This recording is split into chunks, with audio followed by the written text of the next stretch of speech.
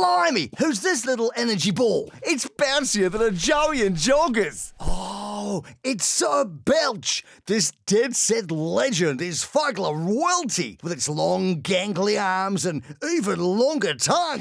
I bet that's handy for licking lollies.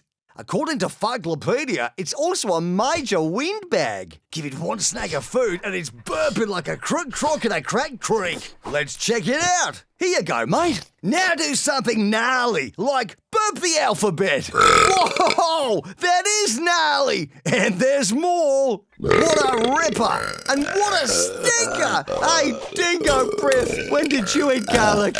Struth, that's groundbreaking. Maybe we should stop now. Oh, no. I said stop, you smelly savage. Stop. It's a burp-nado! Hold your noses and run for your lives!